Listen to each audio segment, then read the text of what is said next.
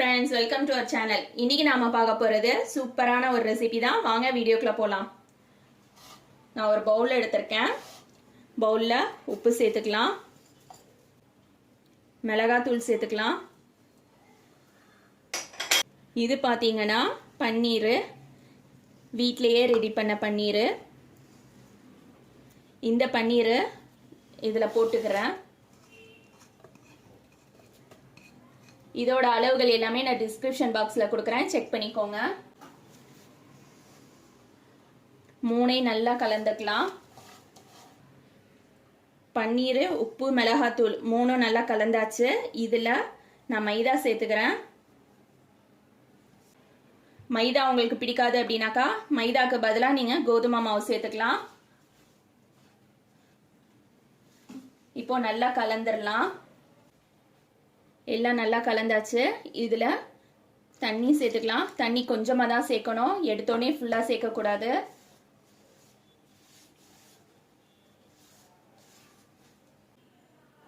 Suppose உங்ககிட்ட வீட்ல ready பண்ண பன்னீர் இல்ல, கடையில வாங்கின பன்னீர் தான் இருக்கு அப்படின்னாக்கா பன்னீரை சின்ன சின்னதா கட் பண்ணிட்டு மிக்சியில ஓட விட்டு ஒரு ரவுண்டு அதுக்கப்புறம் இதுல சேர்த்துக்கோங்க. நான் இதை பிசைஞ்சிட்டு உங்களுக்கு காட்டுறேன். மாவு இந்த அளவுக்கு பிசைஞ்சாச்சு. பாருங்க, மாவு ரொம்ப கெட்டியாவும் இருக்கக்கூடாது, ரொம்ப தண்ணியாவும் இருக்கக்கூடாது. இதுக்கு எண்ணெயும் சேர்க்கக்கூடாது. ஏற்கனவே பன்னீர் சாஃப்ட்னஸ் கொடுக்கும், அதால எண்ணெய் சேர்க்க தேவையில்லை. இப்போ இதுல நம்ம உருண்டை போட்டுக்கலாம்.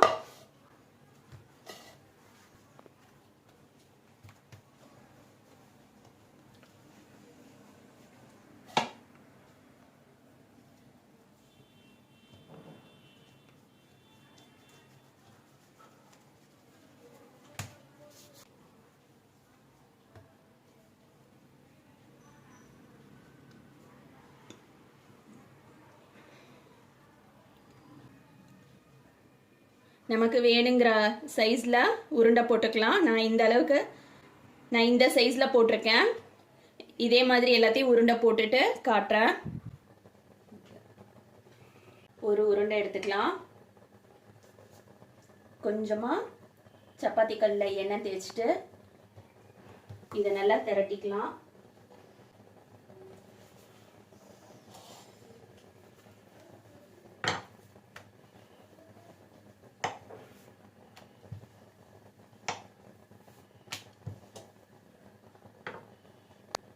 கொஞ்சமா மேலே எண்ணெய் தேய்ச்சிக்கலாம். திரும்பவும்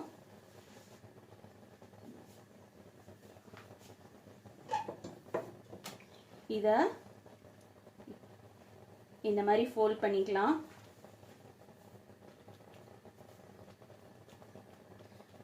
இந்த மாவு பாத்தீங்கன்னாக்கா பிசைஞ்ச உடனே செஞ்சிடலாம், ஊற வைக்கணும்லாம் அவசியம் கிடையாது. நம்ம ஃபோல்ட் பண்ணதை திரும்ப திரட்டணும்.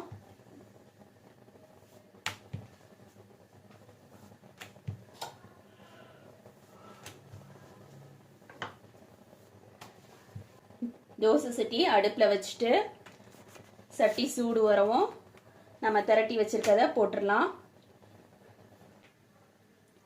இந்த அளவுக்கு திக்னஸ் இருந்தா போதும்.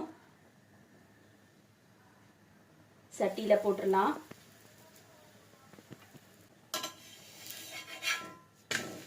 எண்ணெய் சேர்த்துட்டு திருப்பி போட்டுட்டு இந்த சைடு கொஞ்சம் எண்ணெய் சேர்த்துக்கலாம்.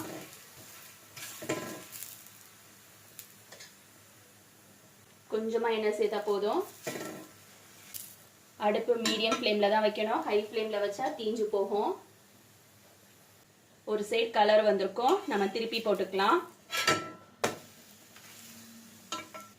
ரெண்டு சைடும் நல்லா கலர் வந்துருச்சு. இப்போ இதை எடுத்துடலாம்.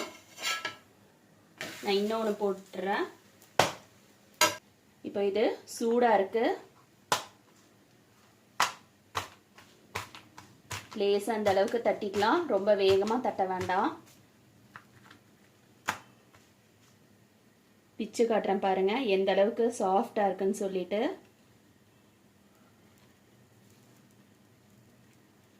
உள்ளே அழகா வெந்திருக்கு, நல்லா சாஃப்டா இருக்கும்.